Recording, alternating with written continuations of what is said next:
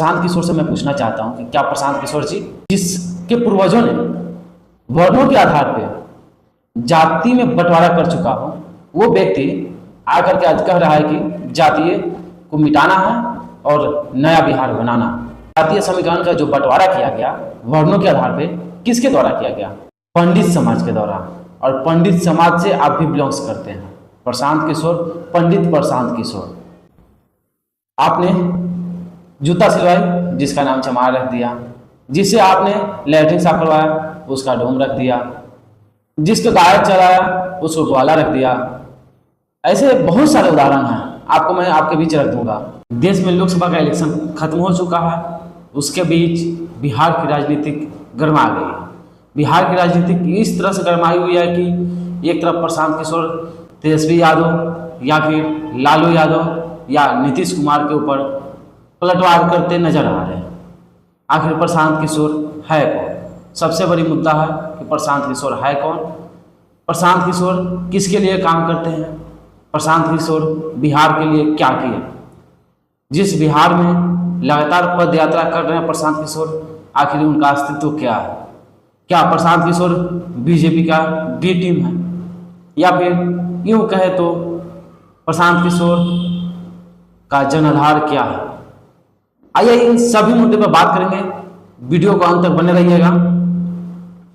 एक तरफ प्रशांत किशोर लगातार 2 साल से पद यात्रा कर रहे हैं, यानी लमसम बताया जाता है कि 5000 किलोमीटर तक पद यात्रा प्रशांत किशोर कर चुके हैं। लेकिन बिहार के लिए उन्होंने क्या किया, बिहार के लोगों के लिए उन्होंने क्या किया, इस सबसे बड़ी मुद्दा।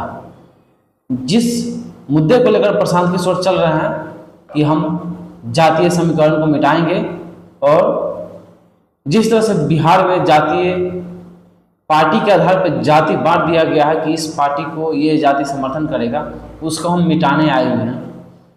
तो प्रशांत किशोर से मैं पूछना चाहता हूं कि क्या प्रशांत किशोर जी, जिसके पूर्वजों ने वर्णों के आधार पर जाति में बंटवारा कर चुका हो, वो व्यक्ति आकर के आज कह रहा है कि जातीय को मिटाना है और नया बिहार बनाना।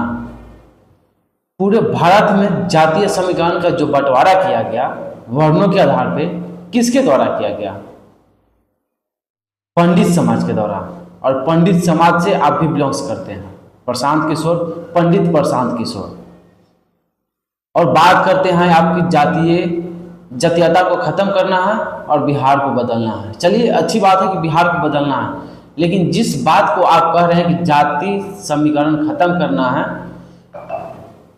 उसी जाति के वर्णों के आधार पर आपके पूर्वजों ने बांटा। मैं मानता हूं कि आप लोगों के बीच में इतनी सहनशीलता होती है कि आप लोग सब चीज कहने के बावजूद भी उस भेदभाव को नहीं छोड़ पाते हैं जो पूर्वजों ने आपको दे चलाया। आपने जूता सिलवाई जिसका नाम चमार रख दिया, जिससे आपने लैट्रिन साफ करवाया उसका डोम रख दिया, जिसको गायक चलाया उसको ग्वाला रख दिया।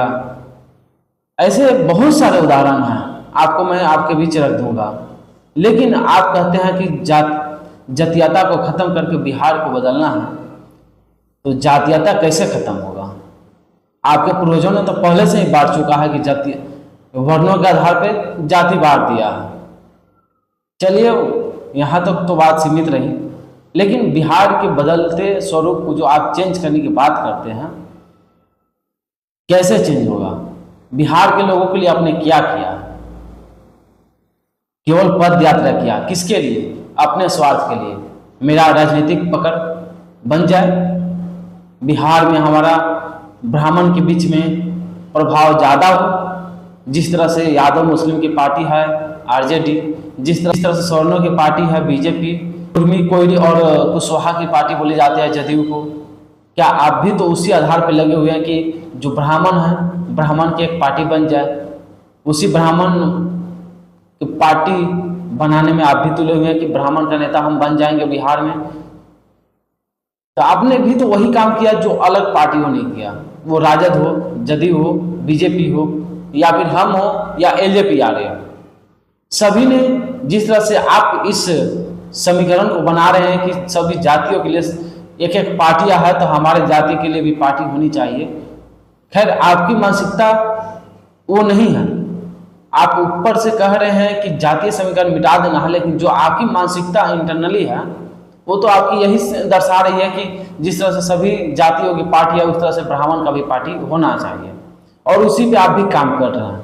2 साल पहले आपने पद यात्रा निकालना शुरू किया, 2 अक्टूबर को पद यात्रा निकाला, उसके बाद लगातार पद यात्रा किए, और अब कह रहे हैं कि मुस्लिमों को हम सबसे ज़्यादा महत्व देंगे। आपने कहा कि 70 सीट मुस्लिम को देंगे।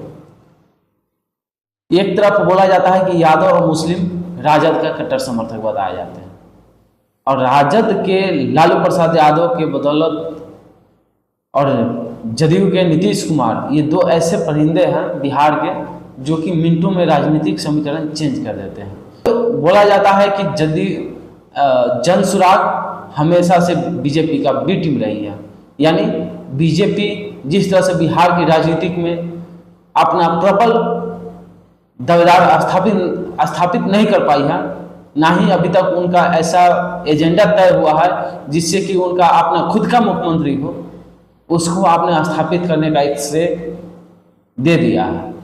जनसुराग पहले बोला जाता था कि प्रशांत किशोर का खुद का, लेकिन जिस तरह से अभी बिहार की राजनीतिक में गूंज उठ रहा है कि प्रशांत किशोर नहीं है, बीजेपी का बी टीम है। जातीय समीकरण आप साधने में लगे हुए हैं।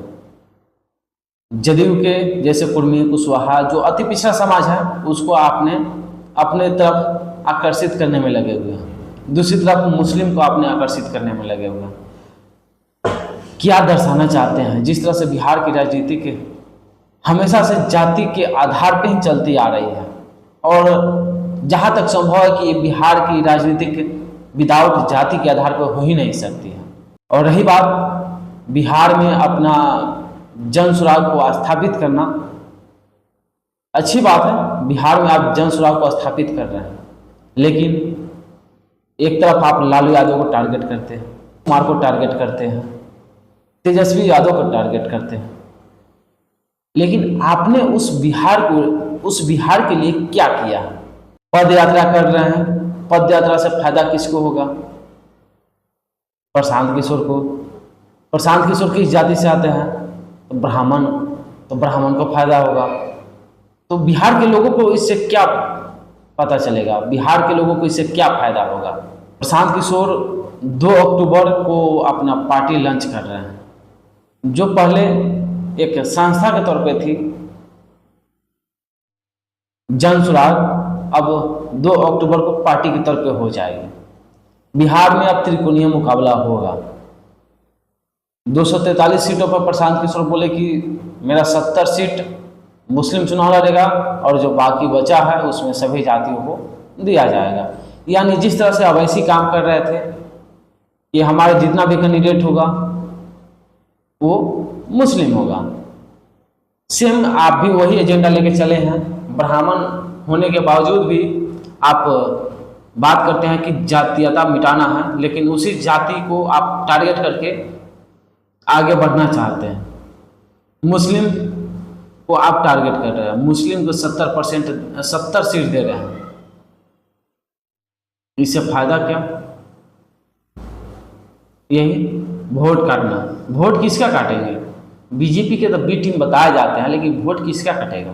बीजेपी का, जदयू का, राजद का भी असर पड़ेगा, लेकिन उतना नहीं पड़ेगा जितना बीजेपी का पड़ेगा, क्योंकि बीजेपी का बी टीम है। साथ में बीजेपी का कोर वोटर बताए जाते हैं ब्राह्मण, राजपूत, लेकिन आप आरजेडी और जदयू का कोई इफेक्ट नहीं पड़ेगा। और जिस जातीयता को खत्म करने की बात करते हैं, उस जातीयता को स्थापित करने वाले आप ही के समाज के हैं, यानी वो भी पंडित ही लोग थे जो कि मनुस्मृति जैसे किताबों में, ग्रंथों में लिखे कि वर्ण के आधार पे लोगों को बांटा जाए। 4 वर्ण में बांट दिए, पंडित, क्षत्रिय, वैश्य, शूद्र। जातीयता को खत्म करने की बात करते हैं प्रशांत किशोर जी, क्या वो जातीयता बिहार से खत्म हो जाएगा? क्या अब लोग जातीयता के आधार पर नहीं, जाति के आधार पर नहीं, बल्कि बिहार के विकास के लिए वोट डालेंगे या नहीं डालेंगे? प्रतिक्रिया आप कमेंट बॉक्स में जरूर साझा कीजिएगा। तब तक के लिए जय हिंद, जय बिहार, धन्यवाद।